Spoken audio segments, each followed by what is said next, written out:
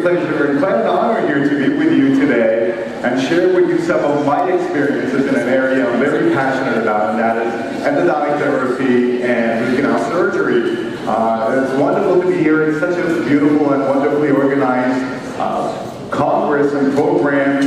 Great to listen to all these great lecturers and presenters. I was very impressed with the previous presentation. These doctors, it was really a terrific presentation about what is really the core of endodontic therapy, which is oftentimes forgotten when we talk about doing root canals, which is what comes before the root canal, which is prevention. That's part of endodontic therapy is oftentimes forgotten. We need to go back to understanding these preventive methods, and we can avoid root canal therapy. I mean, our job is to do the best doing root canal therapy, but first and foremost, we should try to avoid them when possible. Only one point in the presentation I saw I wanted to kind of add is that in terms of selection of cases for preventive endodontics, it's very, very important to, anytime you do any restorative work, to have a pre-treatment pulpal and apical diagnosis. That's a key thing. Before you put a burr into any tooth, you need to have a pulpal diagnosis, because you wouldn't try to do anything preventive when a tooth is testing with severe irreversible pulpitis. And that comes from a very good and thorough patient history, understanding the subjective and objective tests, so that you can make sure you optimize your preventive work for success. Because preventive work really works. But you shouldn't just measure from how close you are to the pulp, but also what is the status of the pulp before you begin any treatment. It's a very important factor. So how many people here, by the way, have heard of Real World Endo? RealWorldEndo.com. How many people? Okay, terrific. We have a bunch of people, and it's been great to meet all of you here over the past few days. The color is a little bit off on the screen, isn't it? It's not real white. Let me just quickly do a little test and find out why is the color off. Sorry, just give me 1 second. I'll take a look at this and find out what the story is. Yep, I have the night shift on my screen, which means, and it's nighttime in Boston right now. It's the middle of the night. That's why my computer doesn't know where I am. So for those of you who don't know about Real World Endo, I'd love you to go on and visit write this down, realworldendo.com. It's an educational website that we put together as a part of our endodontic education, innovation, and consulting company, in which we try to share with all of you for free, membership is free, a lot of the education and things, the way that we all treat patients and the latest in technology and so on. It's been great to be invited. I'd like to thank the organizational committee. It's been just terrific to be invited to this wonderful congress. I'd like to ask Dr. Rahman and Dr.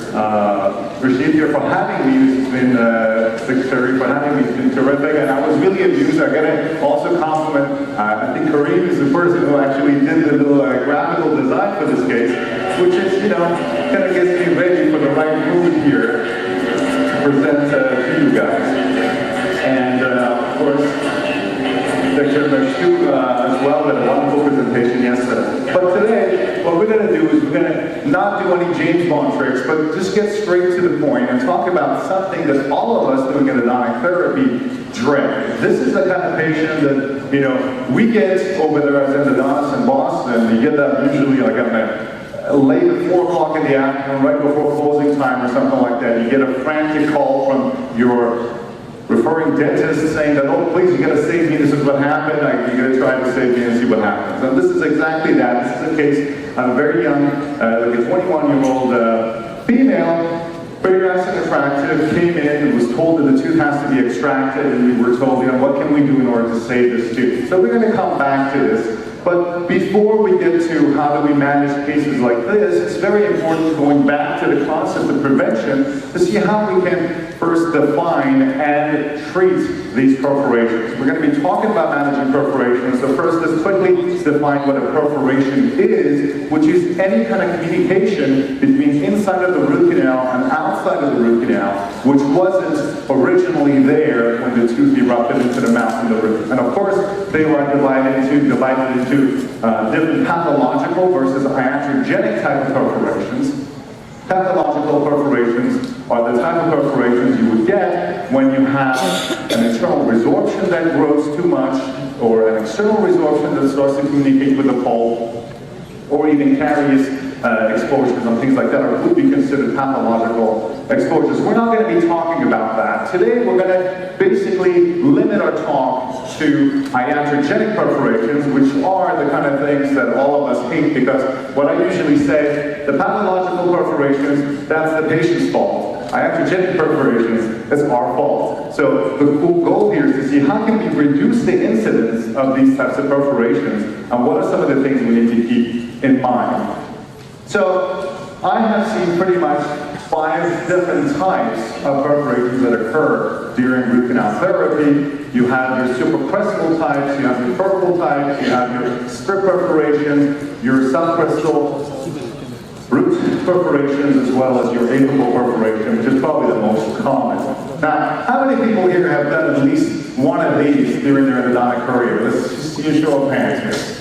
Okay, I would assume the rest of you who didn't raise your hand are orthodontists, because this is what happens. Anybody doing root canal therapy will have at least one of these at some point in their career. And the goal here is to see what are some of the factors and how can we avoid or reduce the rate of these things from happening. Before we talk about that, let's quickly talk about some of the outcome factors that are important in terms of selection. The commissioner did a great job yesterday talking about these outcome factors, so I will just very quickly go over them as well. The key, what I tell my students at the school, it's kind of like real estate. It's all about location, location, location. Of course, the square footage or the size, as well as the, timing is really an important factor, in contamination. Presence or absence of it is also critical. So what does this all mean in terms of location? Whether you're, the place of perforation here is supracrestal, that one where the perforation is above the attachment apparatus, the prognosis is very good. As we talked about earlier in the previous presentation, any kind of a material, it could be treated like a class 5 restoration with a glaceon or even a composite. That's not a problem. Those are the good ones. These things can happen oftentimes in premolars, and especially mandibular premolars, because of their inclination that's towards the lingual, or even in the maxillary molar, maxillary anterior teeth, because of their inclination. So it's very important to avoid these, and we'll talk about how that can be done. Crestal perforations are the worst type of perforations. They have the worst prognosis, and I'll tell you in a second why. Subcrestal perforations have a little bit of a better prognosis. They act almost like a big lateral canal. And lastly, apical perforations probably have the best prognosis. And if you notice, the reason why they have the best prognosis is because of their distance to the attachment apparatus. The entire point of perforation is an understanding about the location being farthest from the attachment apparatus of the tooth. Because what ends up happening is when you end up having a perforation near the attachment apparatus, and then you have infection, you end up having bone loss at the crestal bone level, which will affect the attachment. And once the attachment is affected, if it's not very quickly repaired, you could end up having a little bit of periodontal problems and epithelialization of the cells moving down, creating a pocket that would then be very difficult to remove and get rid of. But for the most part, all of the infection associated, all of the problems associated with the perforations is associated with the issue of contamination, which we're going to talk about. The issue of size is also very important, because basically, if you think about it, as you increase the radius of a circle, you're basically increasing its perimeter by a square root. As a result, the larger the perforation, the greater the area where leakage is possible. That's the same problem at the apex of the tooth that has to do with the increase in the radius of the contact point between the filling or repair material and dentin where leakage can occur. So time is another critical factor. And why is time important? Is because of the reasons I said. Because the closer you are to the attachment apparatus, what ends up happening is you end up right over here. As soon as the attachment is gone, right here, more than this, you end up having difficulty getting the attachment. So the sooner you can decontaminate and quickly seal the perforation, the better the prognosis, because the bone is present. As Dr. David Garber says, the tissue is the issue, but the bone sets the tone, which means that it's the crystal bone that is so important in preserving it, because that's what ends up setting the tone for your attachment. And the entire goal of endodontic perforation repair is to preserve the attachment apparatus.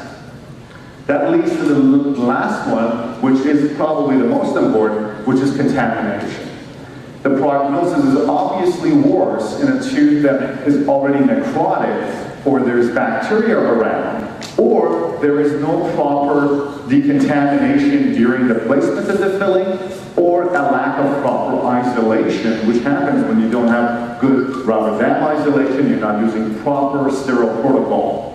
This last one is the essence of all endodontic therapy. When people come to me and say which technique I should use to increase my success rate, I say it's not any of the files that you use or any of the cements that you use or any of these other little things that we sell to you guys that increases your success rate. The number one source of your success is proper treatment planning and diagnosis, which is based on diagnosis, and then your proper contamination control. Contamination and cross-contamination, and if you can manage these two things properly, you can get away with a lot of bad-looking endo. But the problem here is that most times I hear people say, I don't want to use a rubber dam because my patients don't like it, or we don't do proper isolation. We need to really go back to the basics and understand that our success is a result of the foundations of endodontic therapy, all of the work that was done in the 1950s and 60s to show that Takahashi and Stanley study that showed us that if you have no bugs, you could perforate anywhere you want, and you will not have a failure. It's always because of the bugs. It's because of the antigens that create the inflammation that then causes the crystal bone loss and then destroys the attachment, and that becomes a chronic issue. So keep contamination, although it comes last, at the forefront of your mind. Understand that your techniques have to be as aseptic as possible, and that's going to be your number one source of success. And if you ask any of the great endodontists in this room, like Dr. Rahman, for example, they're using a rubber dam on every case because that's a critical point of success. Okay, so let's take a look at this tooth and see how many different ways we can perforate this guy, and how can we get the best, some of the ways that we can help avoid these issues. Okay, so.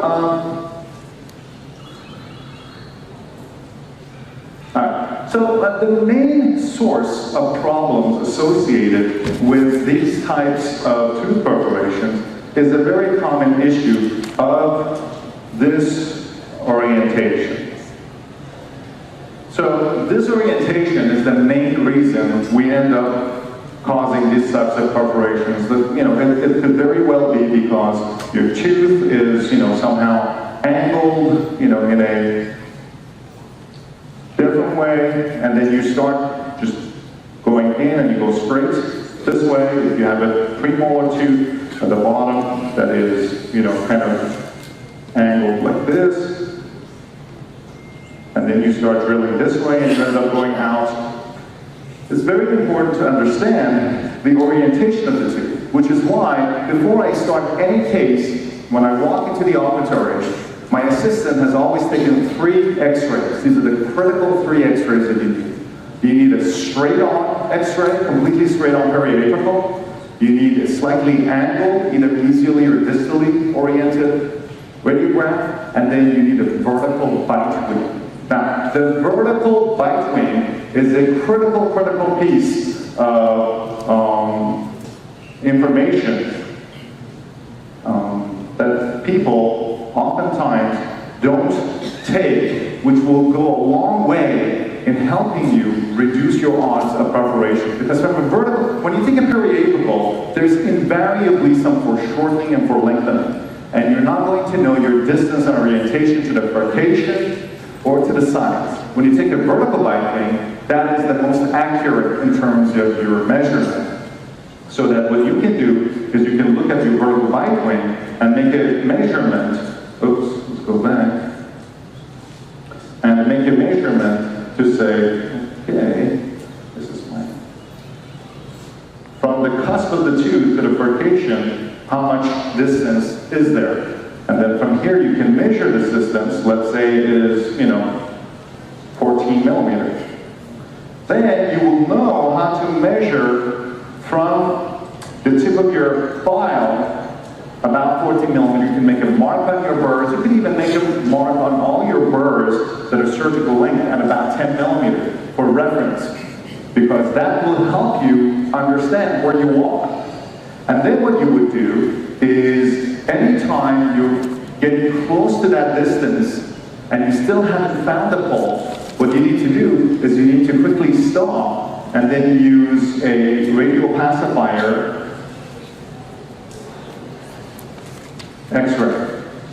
What does that mean? That means if you have a tooth and you have basically drilled into it and you still cannot find the pulp chamber, you've gone deep down all this way, you can't find it, you can inject a radial opaque material, which could be either a flowable high radial opacity calcium hydroxide, or I use the bioceramic sealer because it's very easy to clean afterwards with just injecting it and using ultrasonics and water to wash it off. So you inject it into the tube, and then you take another vertical bite wing, and it will tell you exactly where you are. It gives you an impression of what you have already cut. That's a very important and helpful feedback which you should take with a bite wing. Now you may say, well, wait a minute, if I'm taking a bite wing, you're telling me to have a rubber dam on, how does that help? Anytime you have a calcified tooth, you have to, because the problem here with this disorientation is we isolate one tooth and then we look at the top of it. We disorient ourselves from all the surrounding teeth. If you have a calcified tooth, I'd much rather have you isolate the tooth behind it and the tooth in front of it. This will give you a point of reference by looking at the adjacent teeth. In extreme cases, you can actually access without a rubber dam. That's okay. And then once you find the canal, then you put the rubber dam on. But you have to understand that when you do it without a rubber dam, then if you do unfortunately have a perforation, that could be an issue as well. So the clamp would be on the tooth behind it. You do a split dam, isolate 3 teeth, 4 teeth. If there's no distal tooth, then you can't get away without a rubber dam, but put it on immediately after you find the pulp chamber.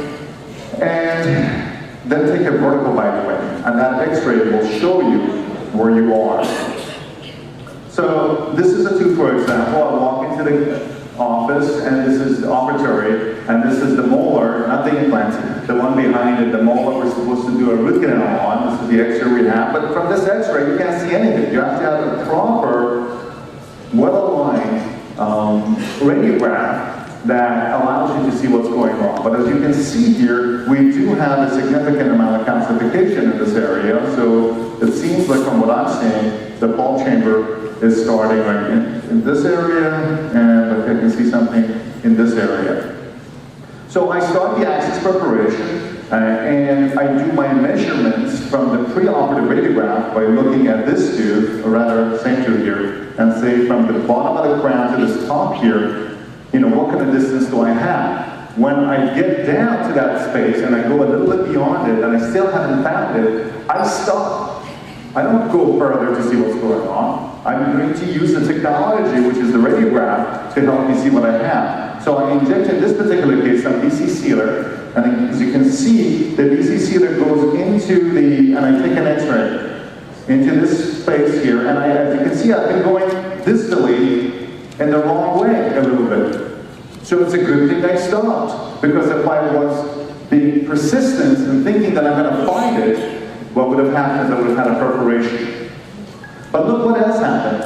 As I injected the bioceramic sealer, you can see a little tiny amount of it getting into this little area, which is the area of the canal, which I had missed even though I was using the microscope. Magnification is very important, but again, one of the problems with the high magnification is that oftentimes you get tunnel vision. You're looking at one tiny area and you disorient yourself. So it's important that if you're using magnification is to start drilling, step back, look at the big picture, look at the 3 teeth that you've isolated, the 4 teeth. Go on the outside surface of the tooth and put the handpiece. Keep aligning it. Another very important point, let me just quickly go back to this picture to show, is you could use your DG16 Explorer and sound around the tooth. You know how you sound bone for implants to see where the bone is? You should sound the CEJ of the tooth 360 degrees around the tooth. That way you will have a 3-dimensional understanding of where the base of the tooth is. So if you're looking at it from the tooth from the top, you will see the undercuts, if you will, like this, right? And then when you sound with the CEJ, you go below the undercuts, and you develop a shape, and that's the shape of the base of the tooth.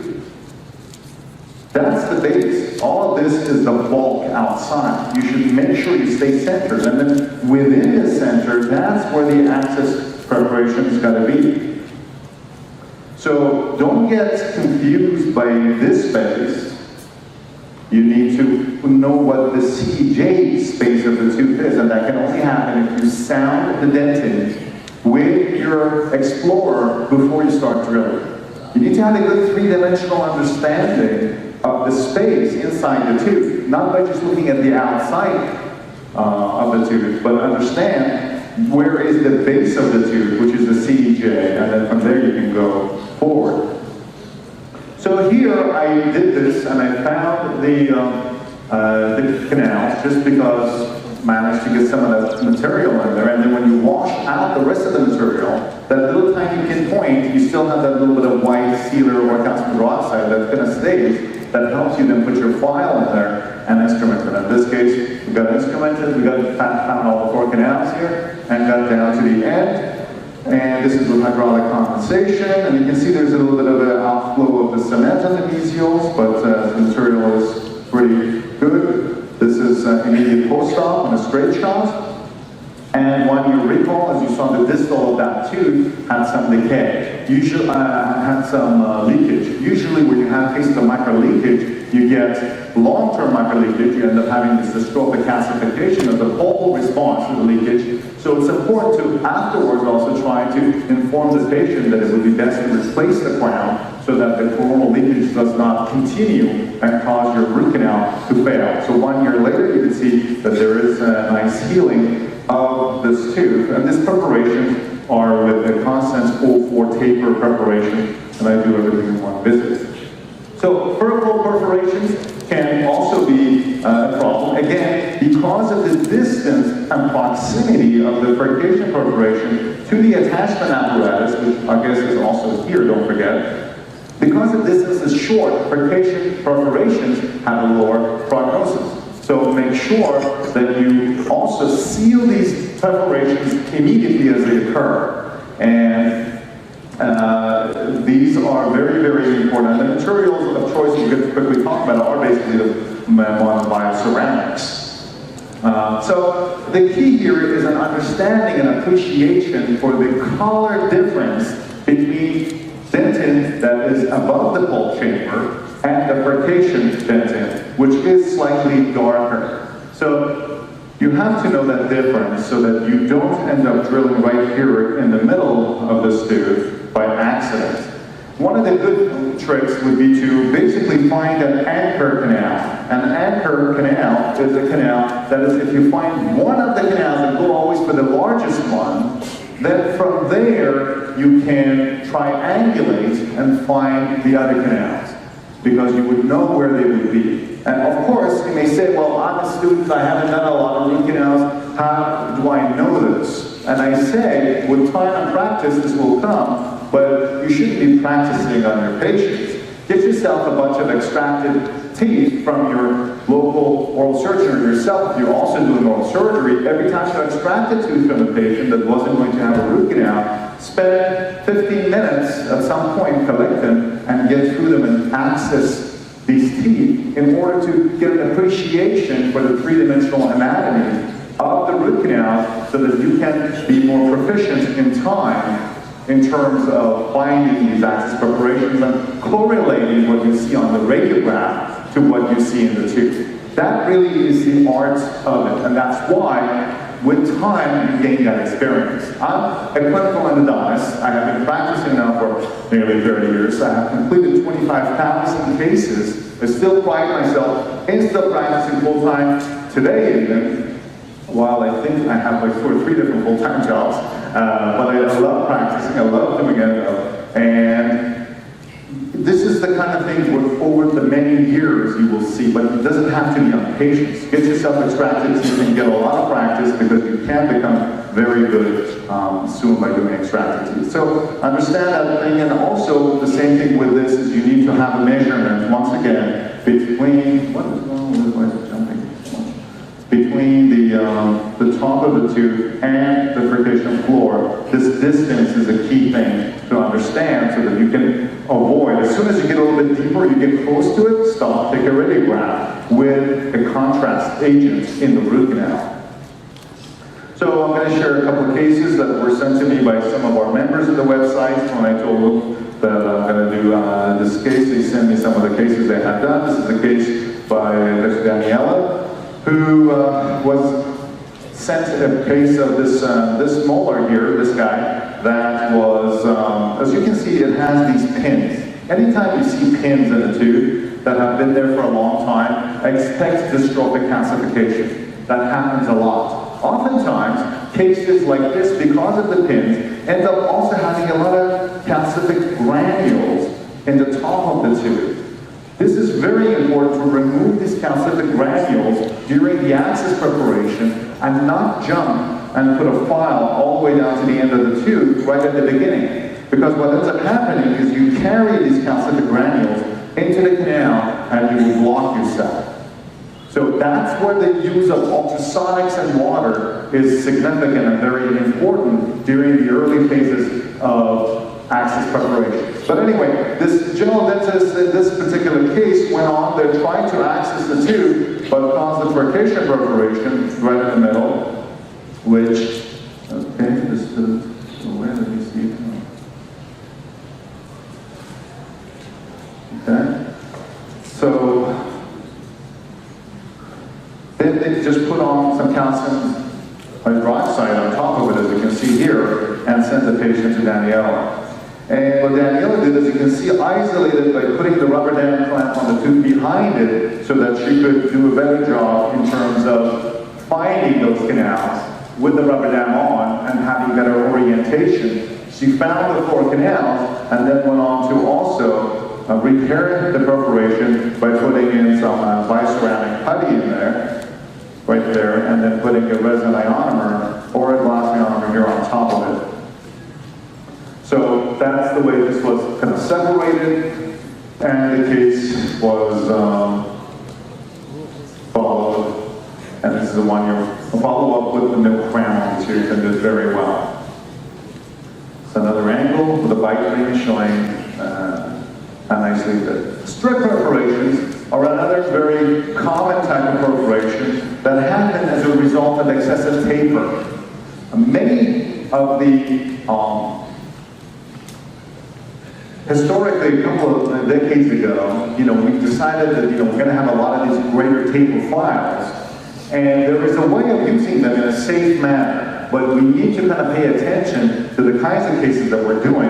Many of the molars, for example, may have this type of a concavity on the mesial aspect, and as the canals here, as you go to the larger and larger sizes, if you are not using anti-curvature filing techniques by putting pressure this way, And by having a proper straight line access, by removing this aspect of the dentin, you're going to have this type of strip perforation. We have over the years moved away from excessive taper. I mean, we still have to have enough and adequate taper. I'm not saying some of the people nowadays have got really, just new minimally invasive type of preparation. They've gone to the other extreme. It doesn't have to be that type of an extreme. There is a middle ground that is a happy middle ground in which we can have adequate taper to allow irrigation to get down and disinfect adequately at the apical level, and at the same time not put the perforation area and the middle fossa area into jeopardy. So I think the orifice opener and the gate split in this area are the problem. We need to make sure that we don't have any orifice openers that are really beyond a size 20 or 8, and not try to take that too far down. And also with the gate splitters, if you're going to use a size 4 gate splitters, make sure you don't take it down any more than just the orifice of the root canal.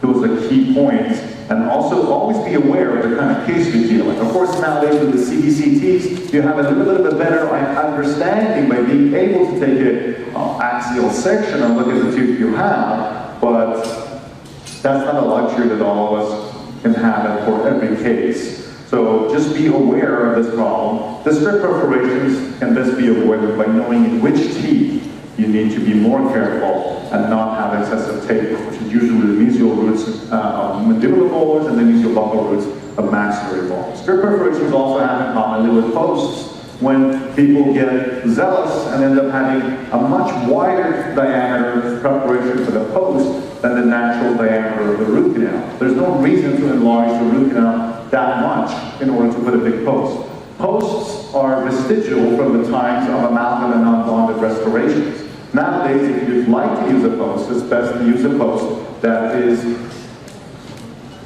conforming to the shape of the root canal, the shaped shape of the root canal. Doesn't require any additional drilling and can be chemically bonded. In this particular case, the case by Dr. Kua, who practices endodontist practicing in Taiwan, she sent me this case. What she did is she went in there and removed, extracted the post. Well, this was actually a tooth that was involved with not just the molar, which you can see, but also the second molar, which is an interesting case because the sinus tract was going to the second molar, and this shows how CBCT can show you things that you don't otherwise see, as you have a huge infection around the second molar, which the periapical wasn't showing, and also one around the distal root of the mandibular molar. And you can see the axial section, the infection around both roots. And what she did is she went in there and retreated both teeth nicely and got great results. When you are going to restore these teeth, make sure that you do not allow for any space between the post and the right there, between the post and the root canal filling material here and here, because this is again an issue of contamination. Studies now show, the new study actually by Lynn a few years ago, that posts that are placed under the rubber dam have a much higher success rate than posts placed without a rubber dam. And the key here is the understanding that a post is no different than a root canal obturation material. I mean, I don't know why we call it, it's a root canal obturation material.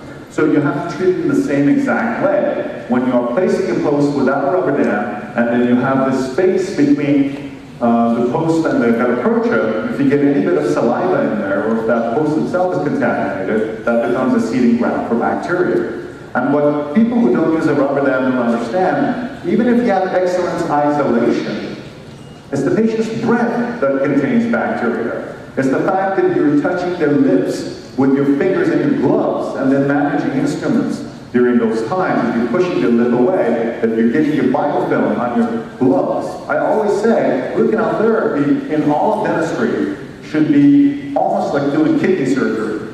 The cleaner you are, the more aseptic you are, the better is going to be your success rate across the board for perforation repairs, for regular root canals, for anything that you do. Keep that in mind because that's an important factor. So, these types of perforations are a little bit easier for success rate, a little bit higher, because they act kind of like a lateral canal. And these perforations are oftentimes caused by improper axis perforation. And an axis perforation in which the triangle of dentin up here is not adequately removed, this guy here, this triangle of dentin, and then that pushes your file sideways, which will make a natural path for it to go apically. Plus the understanding that some people have that root canal therapy is about pushing to get through calcifications. It is not. Root canal therapy is probably one of the gentlest types of procedures because there is either a canal or there isn't. You're not going to be able to create a canal. Your job is to finesse your way around existing canal anatomy. So this is a case of a post-perforation that was shared with me with one of our faculty.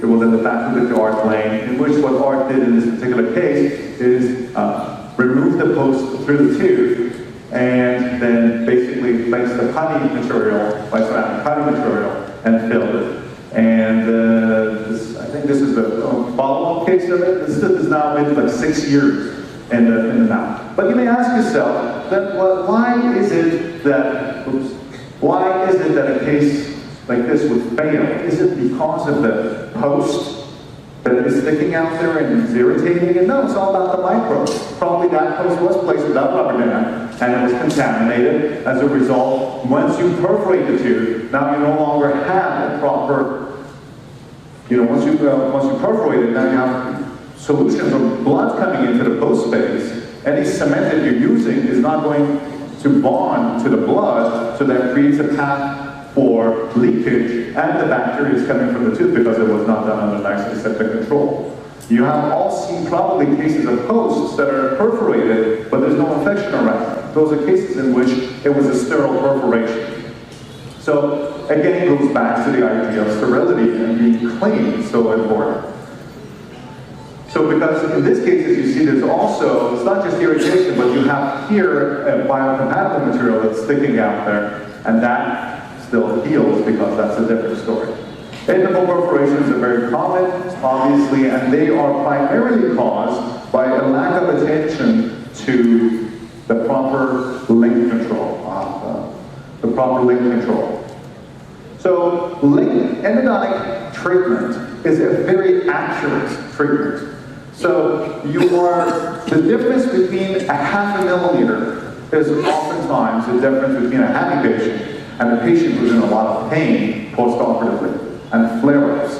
People who understand this very simple dynamic, that endodontic therapy is a very gentle and very accurate procedure, will do better with their patients because they will always preserve the integrity of the apical area by having good length control, measuring the length, and then sticking to it throughout the procedure with accurate rulers.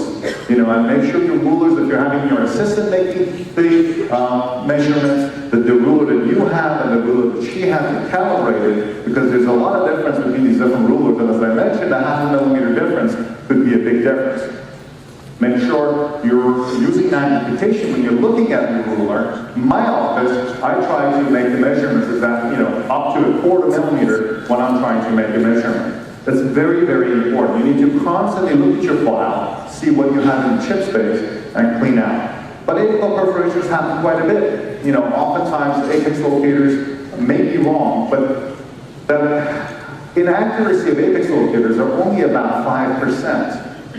My recommendation is that anytime you make a working length, you measure the working length, you follow it up with a radiograph. Because a radiograph, a file shot radiograph is much more important than a cone fit radiograph. Because at that point is when you understand where you are. You have, anytime you burst through the apex, you're introducing, both mechanical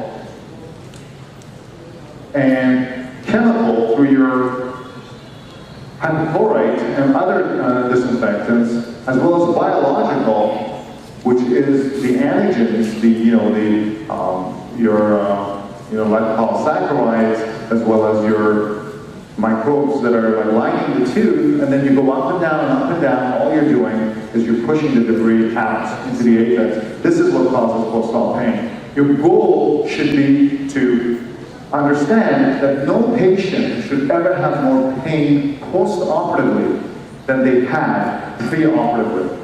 If you manage the endo with good length control and manage to just remove the debris up this way without pushing anything out this way, by having good motion and good technique, your patients should not have any more pain post-operatively than they did pre-operatively. And that's a key point that you need to pay attention to.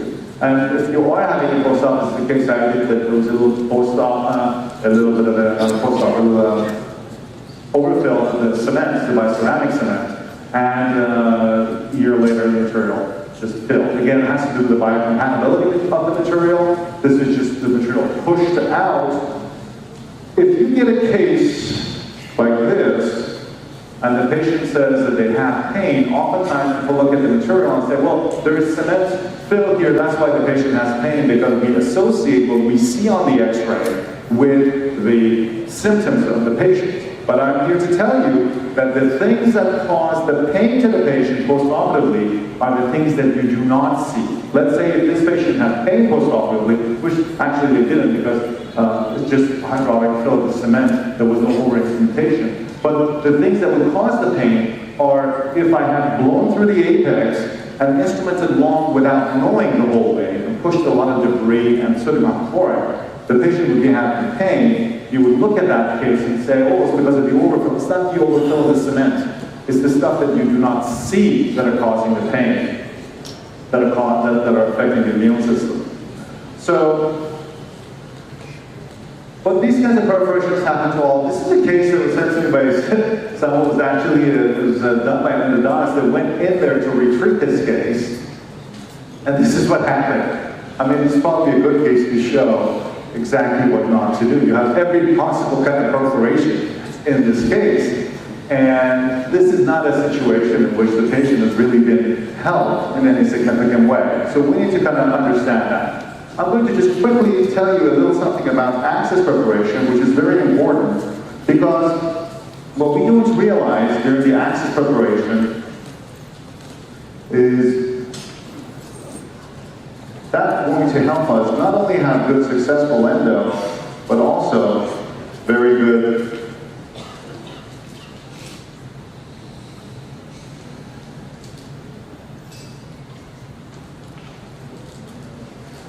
So the key to understand is that where you have the CEJ, this indentation is replicated internally. Okay, so the CEJ on both sides creates this little shelf of dentin. And most people look at an axis preparation and say, well, the point of the axis is to find the pulp horns and remove the roof of the pulp, right? Well, that's the problem, is that when you think that way, then you end up with an axis preparation that looks like this, and you would think that that's what you need. But the problem with this is you have an orifice that is here, and an orifice that is here. And if you were to put a file in this tube, your file is going to go in this direction. Okay? And its tendency, and if it's really good, you can even manage to get it going here. But look at this, you have it bending here, here, and also here. You have 3 points of bend in a file like this. This is what creates points of tension that could potentially break the file. Worse yet, what this does, you keep going this way, the file doesn't go around the curve, and it goes around the first curve, and around the second curve it causes a left. And then you try to go more and more, and that's when you cause a perforation. So the key here is to make sure that you understand, instead of having an orifice where the file is going at an angle, like this, you need to think of your files having straight line access to the coronal half of the root. You want the file to come in straight to here. Now, it can go around and get around one bend. That's only 1 point of bending. Okay? So your axis preparation should account for the removal of this amount of dentin. All of this dentin has to be removed too. Let me quickly get rid of that and this. And this is what you need to remove in order to have proper access. Okay? This dentin has to be removed. And how do you remove that? Well, what you would do is you would use a round burr for the most part to get down to here. So now you have this kind of a shape. Then so that would be your like number, that's your number 2 round. Then what you would do is, I like to use the ultrasonic. So I use the 14D, which is a diamond-coated ultrasonic. And what I'm doing with that is I'm removing this part of it. And now I'm left with this. Now you would use the, let's say a 2008 RF disorder. And what that does is it basically creates this type of shape, gives you a little bit more of a taper into the middle of the tube. And now you have this guy. Okay? And next, what I like to use is I use like about a 3004, which will take me down to here. Then I measure the working length with a size 1004, I'm sorry, 1002. And then in a crown down manner, now at this point the length is very important because I've done my coronal flaring already, so I can get down to the apex and I do a crown down technique of going to 25 and then to 2004, and usually this one goes to the whole working length. So I'm doing crown down, this to this, this to this, and this way what I'm doing is I'm removing the dentin little by little, and then so that by the time my main file reaches the apex, I've already cleaned all of the top of the tooth, and the tooth is already clean up on top. So I'm not pushing the debris. I don't rush to the apex. The biggest mistake that we all make is we rush to the apex. And by rushing to the apex and get the working length, what we're doing is we're causing all of this bacteria, to use a term you can relate to, we shish kebab through the bacteria and push it all down to the apex. So it's important. And then at the end, after I get to 20, now I move back up from 20 to 25, and then I get a final shape. It's about 3004. 3004.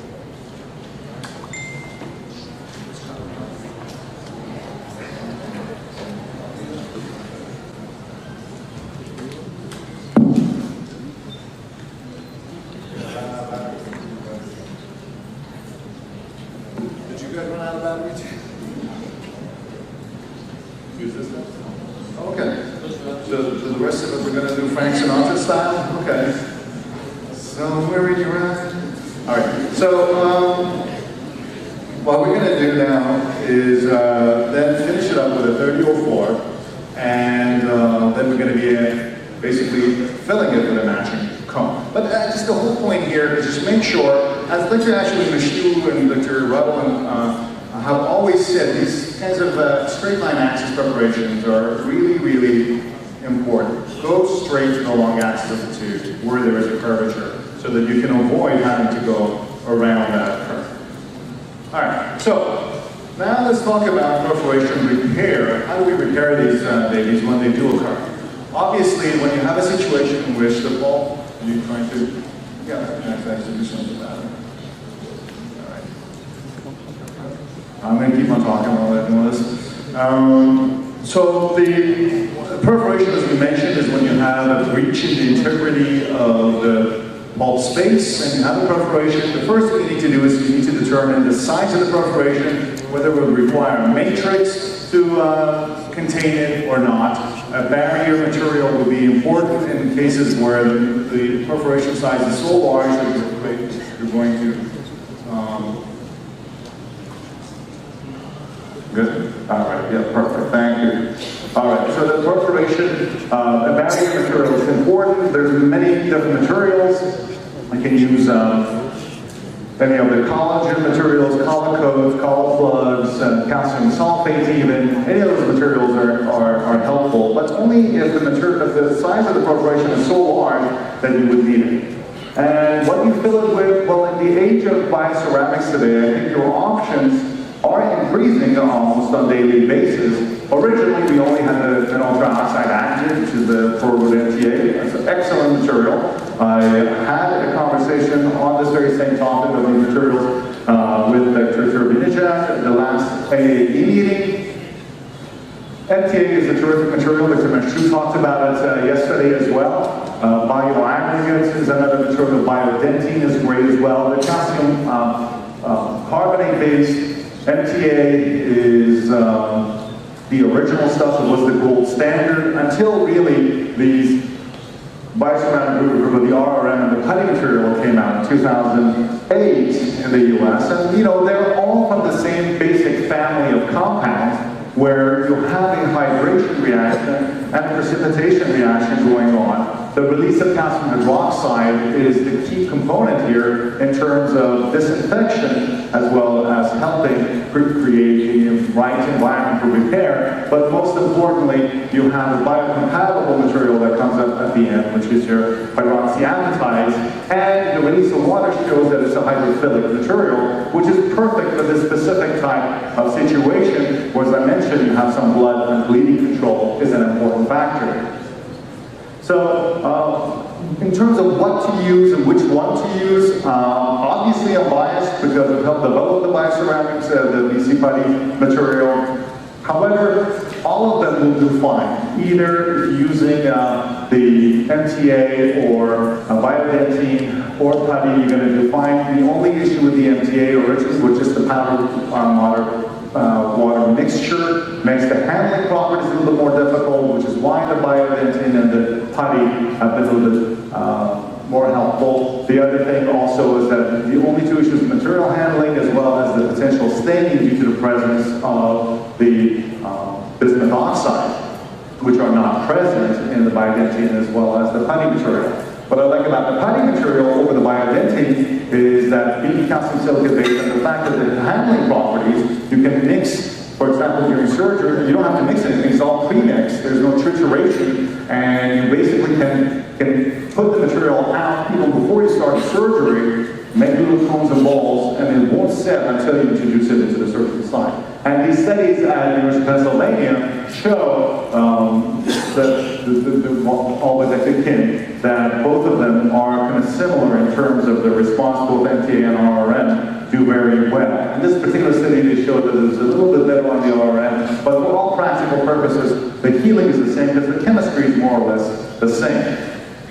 And where the chemistry and the healing and so on is the same, the only point here is you have to see what works best in your hand and which one is easier to apply clinically. Because in this particular case, what you would do, and then you would take this facet putty material, for example, and place it right over your barrier. However, one of the advantages is that because the putty is enough give and have enough control, it's not soupy, you can nowadays, with this, as long as the perforation is massive, you can get rid of the barriers. You can actually place it directly against the blood, as long as the rim of the dentin is dry and clean, which means you need to kind of disinfect and get some hemostasis while you place it. Because if you get a little bit of convex bit of material getting out into the BDL stuff, it's very biocompatible. It's not a problem. What you would do afterwards in terms of restoration is you can put a layer of glass as I mentioned in the previous presentation, or it could be even a compomer that you could put on there, and then you sandwich that, and then you put etch it and you place your core material thereafter. The key here is you want the most biocompatible material, again, that contains no resins, because that immediately reduces the biocompatibility. You want to place that against the cells. And then, on top of that, you put a less biocompatible material, such as a resin-containing conformer or a glass ionomer, and then put on your foam material. It's a standard technique that helps you understand the biology of the benefits of pure bioceramics compared to the other stuff. There's a new material that we've been developing that's going to come out in a couple of years, a couple of months, not a couple of years, a couple of months. That's the endosequence BCERM, which is the endo-restorative material, which is a dual cure-active, bioactive kind of material. It has some hydrophilic resin in there, and it could be used as a liner and a base restorative material. I've been fighting hard to get this thing at a lower price so that it could be even used for restoration, temporary restoration right after the endo to have a long-term provisional in there. So that's going to be on the horizon and coming out in a couple of months. You'll probably see that. The RRM putty perforation repair in this case can happen so that you can put the RRM putty and then without having that glass ionomer, go straight from there and have the ERM on top of that. And that's basically that. I'm going to just show you, for example, a tube like this, a premolar that has been perfed. The technique for using this material would then be done in such a way that you have this perforation on the buckle, just a subcrestal perforation or a crestal perforation. And you can see here what has happened. So how do we repair this? Is we take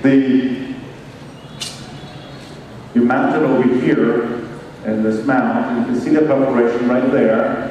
And then what I'm doing is I'm going to first fit a plugger. You have to pre-fit a plugger to see what size fits there. And then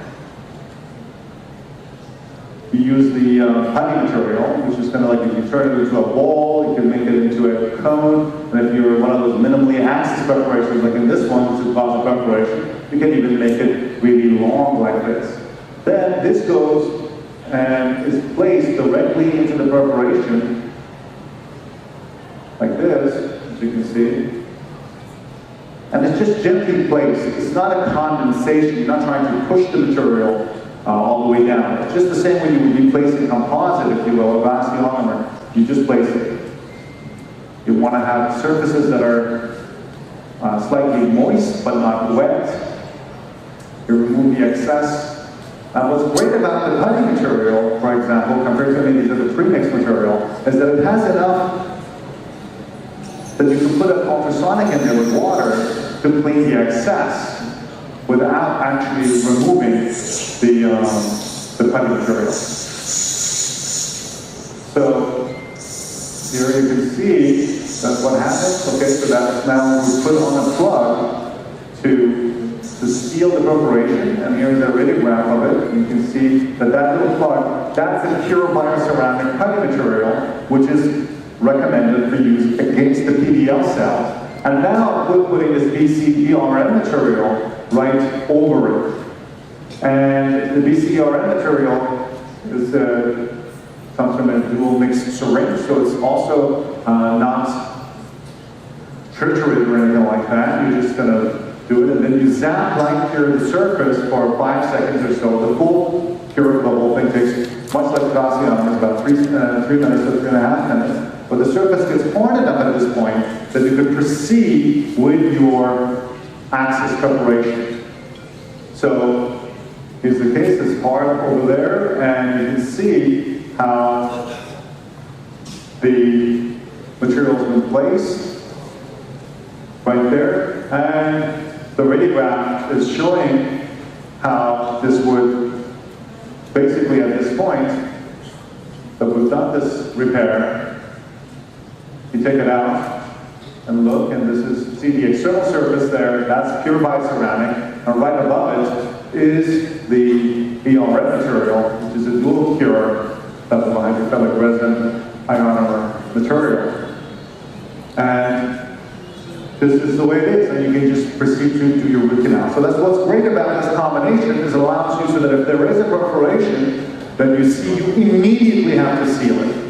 You disinfect it quickly, and you seal it, and you're ready to go. So to see the same thing here on a molar, this is a purple perforation, what you would be doing is you would obviously disinfect the surface. You would be using a 1 or 2% chloride solution, not too high so that it would not induce bleeding. If you have access, you can put a sponge, a sterile sponge, and place pressure for a minute or two over the focal area to stop the bleeding. And you could use either the ERN material, the RRN material, sorry, or the putty to seal or repair this restoration. You can actually also use the injectable material, the RRN, and inject that, or use the putty, which is a little bit harder. The decision has to do with the size of the perforation. If it's very large, it's larger, you use the putty material. If it's very small, you could use the syringeable material, because it's easier to place. And then you can see the ultrasonic also doesn't remove the putty material because it has a lot of nice tenacity. So this is the putty that is going to seal against the PDL cells, because it's the most biocompatible, and that's what you would be using. And then on top of that, the convenience, we would be using, because it takes 20 minutes for the putty to set. That's too long. I want to get going. I want to finish the root canal. What I would then do is I would put on a layer of this ERN material and cure it for 5 seconds or so. Let the rest of it cure on itself, so that you don't get less shrinkage that way. And then the surface is hard, and now I can use my hypochlorite and irrigation and ultrasonics and things like that, and it won't fall out. And that's the final look of it. Now, what about cases in which you have, so you basically replace the perforation with this combination of RRM and ERM. So what about post-obturation perforation repairs? If you have a perforation after there's been an obturation, this is the putty material. And the reason I'm not talking about the putty material is that your last 2 years, so they covered nicely the biodentine and the MTA material for these types of preparations. But this is the material I use, and I've helped develop, and I'm talking about that. So the putty material, as you can see, it's very easy to handle. You can make these little things even before you start a surgery. My assistants kind of make these things, and you make these cones and put them on the side even before you start the incision on the patient. It won't set as long as it's on the bench top. It will only set after you introduce it into the environment where it can pick up water. And this is it. You can make little cones that are helpful in terms of placement. You can also, this technique that I've helped develop is you can make these, take these acid etch tips and you can bend them 90 degrees. I described this technique in 2008. And it gives you so much control. You could use either the sealer or the putty. And you can then actually apply the bioceramic with a lot of precision. In fact, it gives you so much precision, you can even write your own name with it. So, that's nice. So, the technique, I call the lid technique, it has to do with placement and using the combination of the syringeable material with the putty the same way you would be using a light body material and a heavy body material when you make an impression. Impression making allows the lighter body material to go into the nooks and crannies and the heavier body material to push it. Here you place either the RRM paste or even the sealer, because all of these are the same basic chemistry. On a syringe, you inject it, but making sure that the syringe goes all the way down to the bottom of the preparation before you move it up. So you inject them back up almost like a obtura gun when you're backfilling, and then up on top of it you place the putty material. Now, why do you place the putty on top of it? Because the putty acts as a lid, as a protective mechanism. It's washout resistance, and also it pushes the sealer into the nooks and crannies. And that technique is the technique that I've been now using since 2004, and it is a very, very predictable technique. I'm going to have probably a complication on these cases that I've done with it. I mean, I've done it already on a different material, but like an alpha study. But basically the idea is nowadays with these ultrasonics, you remove all the gutta-percha from the apex. You use these special tips, you backfill with the sealer and the cement, and you essentially are doing a root canal in reverse with a cement fill. And here's the complete fill, and then by my follow-up. And here's another interesting case. This was a Harvard law student who came to see me and had a root canal by his general dentist. There was a perforation, cervical perforation on the tooth. And this is after I raised the flap You can see that there is a poorly done kind of a crown. The margins are not that good. And this is the perforation, which is just suppressal. There's bone loss already at the level of the perforation. There was a sinus tract when before I raised the flap. So I'm just preparing the space by removing the gutta percha so that I can give myself enough of a clean rem of dentin that I can then bond or place my bioceramic material using some optimized iodine here to disinfect the space. And then clean it up and dry. And now I'm doing the technique of the lid technique of placing some of our syringeable material followed by a bunch of the putty. And the purpose of the putty again is to prevent washout of the syringeable material and help push the material out. It's very hydrophilic. And I don't use much hemostatic agents anymore. So as a result, the healing afterwards is really good. Patients don't have any discomfort because it's the hemostatic agent that causes most of the inflammation. So in this particular case, you have the placement of the thing, and this is the post-op of it. You see the film over there, and this is 6 months later. The material is healed very nicely with the gums. However, look at this. Oh, I didn't. Oh, shoot, that passed me. All right, let's go back.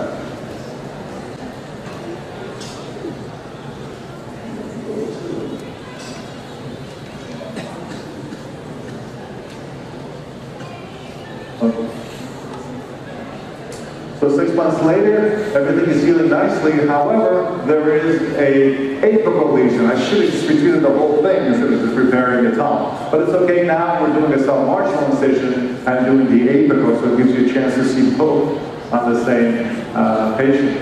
This place I use a little aluminum chloride, and then the idea here is to place the tip right at the bottom of the preparation, inject them back up, and then place the putty material. You can make it into a cone, you can make it into like a little ball, because you're just sealing the axis preparation. I mean, you're just sealing the top of it. You can use micro brushes to remove the excess and wash out the flesh, which is something you cannot do with anything that's going to wash out the whole material.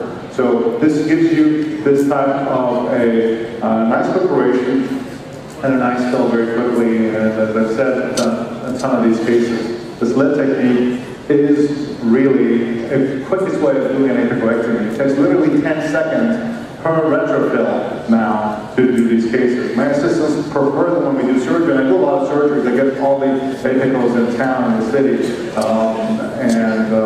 love doing apicals, and my assistants love it too. This is an interesting case by one of our faculty, where he decided to go in and take an exploratory surgery and find out what was going on the side of this tooth. And what he did is he found out there was some type of a lateral curve. So at that point, since he was already in there, he just repaired it with the putty material alone. And here is the case a couple of years later, filled this to do with bump. The same that's happening over here did a repair of this post with the putty again one more time, and 3.5 year rehaul of the tooth having filled properly. Now, with the first case that I showed you, how did we go on to repair this case? Well, what I did is basically I tried to first remove the post, and how I did that was by isolating the tooth and trying to make a small acid preparation through the top. Not a very good crown, but I wanted to just kind of, because the crown should really been replaced too, but I wanted to first try to preserve it while we try to see if the tooth does well. So here in this case, I go in and find the post. Once you find the post and you kind of cut around it, then you expose the surface of the rim of cement between the post and the dentin, as you can see here. And you can even see it was kind of like bleeding, which means what? Which means that there was no seal along the whole side of the post, right? And that happens when you have a perforation. Oftentimes the dentist says, well, it's bleeding, and then they still just going to cement the post. Well, they get no seal. And you can see how these chunks of composite cement now come out as you use the ultrasonic around the post. And go in there and once you do enough of that, you always should be using water when you're using ultrasonics, so you can prevent not only the overheating of the PDL and the tissues, but also most of the ultrasonic energy is actually transferred through water, because that's how you get the proper cavitation and acoustic screening with the water. So just vibrating the post out, he's using a modified stylus instrument and pulling it out through the tube. There it is. And now we're going to try to see what we have. So I go in there and I just kind of clean it out, again using ultrasonic and water. You can see a little bit better in there. You can see they got a perch on the side. They just perk right into the lingual and distal aspect, or rather the mesial aspect of this distal root. You can see the bleeding on the side. Those are pulse going on, and they got a perch on the side of that. So here it is. And what I do is I go in there and then I'm using negative pressure, using some, again, low concentration hypochlorite to disinfect with negative pressure, because you don't want to use positive pressure here at this point. Now I'm just using a little bit of heat to remove the excess gutta-percha, so I can go a little bit deeper into the agate canal, so that I can again end up with a rim of clean dentin around the perforation site. Then once I have that, I drop in the putty. I didn't even use the matrix in this case. Just patting it down gently. And there you go. And then keep adding more of the putty. What's great about the putty is you can actually form it to put it right at the tip of your condenser to apply it very accurately to the site. There it is like that. And then you place that. And I just basically fill the whole canal up with the putty to the brim. Remove the flash. Use ultrasonic and water, which is the best way to remove additional flash without touching the putty. Just touch the walls of the dentin.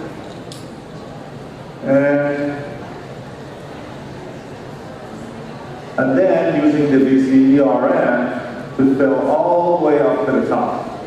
There it is. In the same way you said, you kind of push it from the restoration, from the center to the restoration to close the margins. And here's the thing. So you look at that terrible crown there also, the back with the margin. But what we did is after following, this is the immediate post-op, after about 6 months that we checked it out, everything was fine. So this is the immediate post-op of the tube. You can see there is the distal area is not that good. The margins are not that good. And what we did is, so the pre-op, remember you always take a vertical biting to see what you have with the open margin there. But as the symptoms went away, and 6 months post-op, we had a new crown put on by the same dentist. It looks like they use the same CAT-CAM impressions, but there's healing and there are no symptoms and everything is looking good. And that's a 6 months post-op on the same tooth. So one way to avoid these types of preparations, another post-preparation technique that I described also around 2008 or 9. And this preparation technique means that you are preparing the post space prior to the obturation, not after the obturation. So you basically fix your cone, you determine the kind of post that you want to have, and this works well with posts that are the shape of your files. You don't need a drill. But even if you need a drill, you can prepare the post space and fit the post before you actually obturate it. And then what you do is you measure the length of the post first, you put a line, then with a stopper on your post, you measure the length of the post, then you place the post right, the gutta-percha right there, and use a scalpel to cut 90% through your gutta-percha cone, so that you kind of have a loose post. Then what you do is now you place your sealer in the canal. I'm not going to put it so you can see. You cement your cone, then you press apically and rotate, and you're cutting off the handle. And now what you have is you've already done, you clean out the cement, You best are cement the post the following visit, not the same visit. You also have, in this post, you can even use a diamond at this point to clean it up, but your post will fit. And you haven't used any post drip. You then obviously use your sealing material. You can use the same core material to cement the post. And like your, of course you'll be removing the stopper beforehand. And then basically place your floor, build up material. There's the exterior, then you build it up, and you know what happens after. So, lots of cases is done using with this hydraulic condensation. I'm going to skip this, but this is a poor patient that I had done 5 cases of hydraulic condensation on, and the question came up over there. That's why I put these cases in there, because there was a question about hydraulic condensation, whether it works. This poor guy was 2008, where all these 5 molars were done on him, and then I saw him again in July of 2016, just to show you the long-term cases and the stability of the hydraulic condensation. You can see how the material in 2008 and 2016 was stable for all this time, even though these bridges were not really that good. This was another case where I did the root canal, sent the patient back. The general dentist thought that the putty material that I put was catted, tried to remove it, caused the perforation of the perforation, sent it back. We repaired it with the putty, and here is the perforation repair. That is from a 6-year follow-up on the perforation repair with the putty material. And cases, quite a bit of cases. I'm actually doing a, let me go back. Doing a case at the meeting. One of my residents came to the office, pulled about 300 charts on 2010, and did a 5-year follow-up on them, and we managed to find 97.6% survival of these cases 5 years later with this hydraulic condensation, all single visits. New studies been published also, the JOE, non-surgical outcome using this, they call it the single cone technique. That really gets on my nerve. This is not a single cone technique, hydraulic condensation, just using it cement. And they found that had about a 91% success rate. It was done in the University of Texas with cases that basically, but all the follow-up cases, 27 months. But why it's not a single cone technique, these techniques that I'm talking about with the obturation, is because if you have a very thin canal, by the time you finish with the shaping, you'll end up being able to fit one matching cone. But if you have a distal root that is very oval, you're gonna, once you put the main cone in there, you're gonna have additional space. Just put additional cones on the side. You could use bioceramic cements with lateral condensation, and the newer high flow material could even do vertical condensation with. When I talk about single cone, this is what I see is a old, thin, kind of got a purchase cone and a sea of zinc oxide neutral cement that washes out over time. This was sent in to do apicoectomy, but whenever you see a lesion on the side of the tooth, you don't want to do an apical because that's not going to give you the best results by sealing only the end of the root. So I decided to do non-surgical revision here in this case and enlarge it to an adequate size. This is a size 60-04, but at a 55-04. And then is just injecting the bioceramic cement. You can see it already picks up some of the sealer, which you put a cone through it, and then all of a sudden you have all these lateral canals that are filled with this one matched, hydraulically condensed cement. It's a 2-year follow-up showing the fill. And so hydraulic condensation does create enough hydraulics so that you can fill in lateral canals. It is not a single cone technique. If you have a canal that matches the shape of your final cone, you will be having one cone, and that creates enough hydraulics. If you do not have a canal that is round in the shape of the cone, then you will be adding additional cones on the side. You don't have to use a spreader, but if you want, you can. So, in conclusion, let me just kind of sum it up for you here, beginning together at lunch. And in conclusion, perforations can happen, but there are ways to really, really reduce the incidence of perforations, and they really have to do with an understanding of the anatomy of the tooth and orientation, having proper radiography to begin with, so you can do the right angulation, not get disoriented, and get into the tooth. Get a lot of practice with extracted teeth. That's very important as well.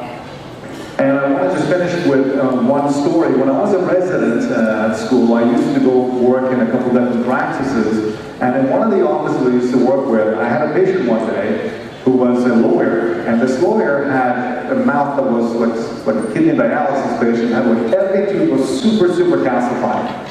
And he told me when we sat down, he said, look, let me tell you something. I've had 2 root canals, and in both of them, the person doing it perforated my rib. Let me tell you right now, I'm pointing this finger, there is no excuse for a perforation. So I look at him, I'm like, what the hell is wrong with this guy, right? So I'm like, you know, okay, so I was sweating bullets. Finally, I got this root canal done. Thankfully, I didn't perforate the tooth and the root canal was done and finished. But his words remained with me. There is no excuse for perforation. And that's the line I kind of now use at the clinic with the residents. I tell them there's really no excuse for perforation. Because let's face it, we can always stop, right? We're not, as I tell my patients, I'm not God, I'm not here to do better than nature, right? I'm not supposed to find every single canal in your tooth. My job is to get in there and do the best that I can do. And if I can't find a canal, because I'm the end of the line, obviously, as the endodontist, then be able to decide if a tooth is better treated surgically than not surgically. If it's really fully calcified, nature has done its own root canal. There's no reason to treat teeth based on the radioplan. So the most important thing is the last words that were basically shared with us with Alan Frackham, who was the postdoctoral program director at Harvard, and he said, never leave a patient worse off than when you found them. So if you get into a tooth that is too difficult, know when is the right time to refer the patient to an endodontist and have them find it with proper magnification and illumination. Don't be overzealous, know your limitations, do the proper diagnosis, and these are the things that are going to give you the most success rate in all of endodontics. And when in doubt, refer and get a lot of practice with extractive teeth. Anyway, it's been a long in the tooth. I wanted to thank you all.